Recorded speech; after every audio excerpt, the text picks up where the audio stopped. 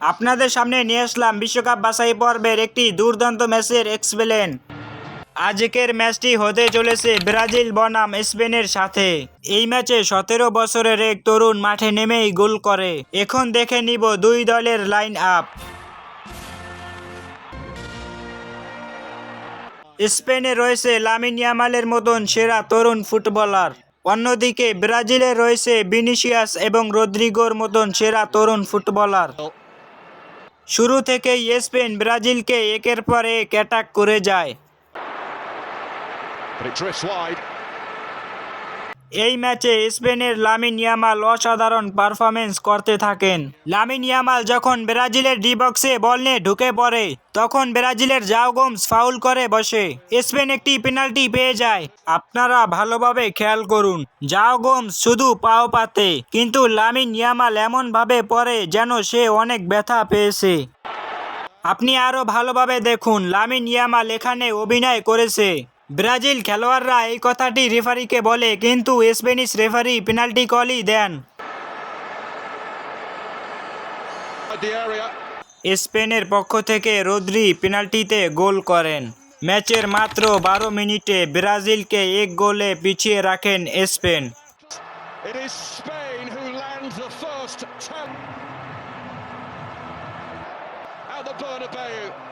এরপরে Lamine Yamal আবার একটি অ্যাটাক করে। একের পর এক অ্যাটাক করতেই থাকে স্পেন। অন্যদিকে ব্রাজিলের পক্ষ থেকে ভিনিসিয়াসরাও অনেক অ্যাটাক করে। এক পর্যায়ে রদ্রিগো স্পেনের অনেকগুলো ডিফেন্ডারকে কাটিয়ে ভিনিসিয়াসকে বল দেয়, কিন্তু ভিনিসিয়াসের আস্তে শটের কারণে গোল হয় না। এখানে রদ্রিগো অনেক ভালো ড্রিবলিং করে, তিনজনকে কাটিয়ে ভিনিসিয়াসকে বল দেয়, কিন্তু ভিনিসিয়াসের আস্তে শটের কারণে স্পেনের গোলকিপার বলটা ধরে ফেলে। স্পেন একের পর এক অ্যাটাক করেই যায়। এরপরে স্পেনের ওলমো ব্রাজিলের পাকুয়েতাও অনেক ভালো খেলোয়াড়কে কাটিয়ে অসাধারণ একটি গোল করেন। ওলমোর এই গোলটা ছিল দেখার মতো।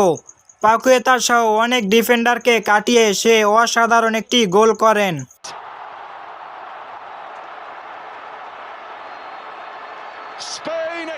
ওলমোর এই দ্বিতীয় গোলে স্পেন ব্রাজিলের থেকে 2 গোল এগিয়ে যায়।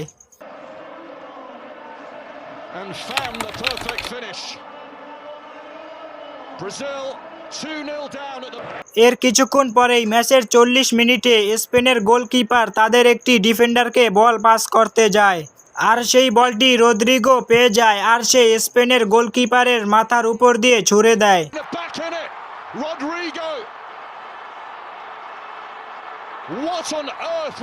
আর এতে একটি দেখার মতো গোল হয়। রদ্রিগোর গোলটা ছিল দেখার মতো।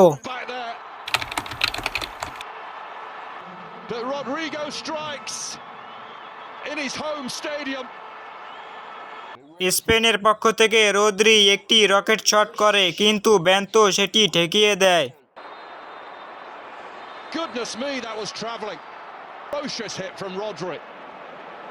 প্রথম হাফ শেষ। স্পেনের গোল 2টি এবং ব্রাজিলের 1টি।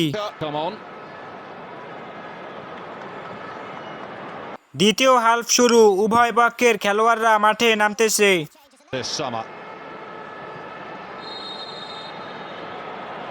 এরপরে দ্বিতীয় হাফে ব্রাজিলের পক্ষ থেকে ফিলিপে এনরিক একটি অসাধারণ গোল করেন। মাঠে নেমেই ম্যাচের 50 মিনিটে এনরিকের এই রকেট শটের গোলটি ছিল অসাধারণ।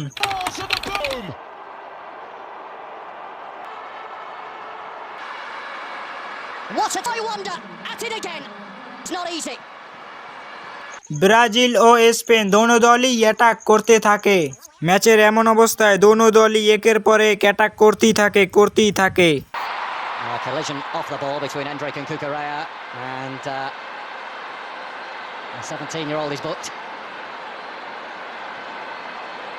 এরপরে ম্যাচের 86 মিনিটে স্পেন আরও একটি পেনাল্টি পেয়ে যায়।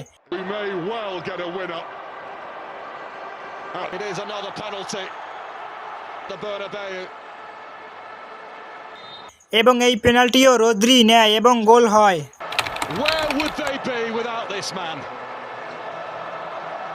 Emphatic. It is Spain 3, Brazil 2.